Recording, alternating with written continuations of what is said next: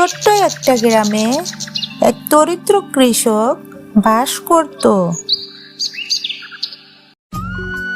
তার একটা আখ ক্ষেত ছিল। কৃষকের ক্ষেতের আখগুলো বেশ লম্বা আর রসালো ছিল। একদিন একটি শিয়াল খুবই ক্ষুধার্ত হয়ে এদিক ওদিক ঘুরে বেড়াচ্ছিল। হঠাৎ তার চোখ পড়ল কৃষকের আখ ক্ষেতের দিকে।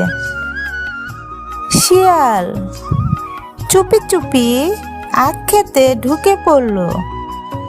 মিষ্টি আখের গন্ধ পেয়ে শিয়াল লোভ সামলাতে পারল না। শিয়াল ভাবল, এত বড় ক্ষেত, কৃষক তো সব আখ একা খেতে পারবে না। আমি একটু খেলে ক্ষতি কি? সে লুকিয়ে লুকিয়ে আখ খেতে ঢুকলো। একটু, তারপর আরো বেশি করে খেতে শুরু করলো। কৃষক প্রথমে বুঝতে পারেনি, কিন্তু কিছুদিন পর সে দেখলো ক্ষেতের অনেক আখ কাটা এবং ছড়িয়ে ছিটিয়ে পড়ে আছে। কৃষক তখন এক চালাক পরিকল্পনা করলো। সে এক জায়গায় মিষ্টি আখ রেখে তার চারপাশে ফাঁদ পাতল।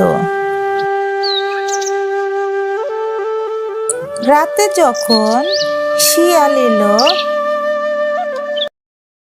মিষ্টি আখ দেখে আনন্দে ঝাঁপিয়ে পড়ল, কিন্তু ফাঁদে আটকা পড়ে গেল। সকালে কৃষক এসে দেখল শিয়াল ফাঁদে ধরা পড়েছে। কৃষক হাসতে হাসতে বলল, চুরি করে খেলে শাস্তি পেতেই হবে। এখন তোমাকে গ্রামবাসীদের বিচার করতে দেব।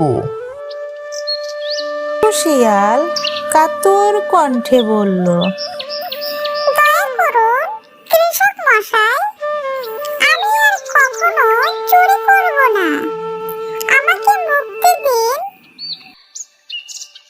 দয়ালু কৃষক বলল, তুমি যদি কথা দাও যে আর কখনো কারোর ক্ষেত নষ্ট করবে না, তাহলে আমি তোমাকে ছেড়ে দেব। শিয়াল ততক্ষণে প্রতিশ্রুতি দিল এবং কৃষক তাকে ছেড়ে দিল। তারপর থেকে শিয়াল আর কখনো কৃষকের খেতে আসেনি। এই গল্পের শিক্ষা, পরিশ্রমের ফল চুরি করলে তার শাস্তি পেতেই হয়। অন্যের শ্রমের প্রতি সম্মান জানানো উচিত।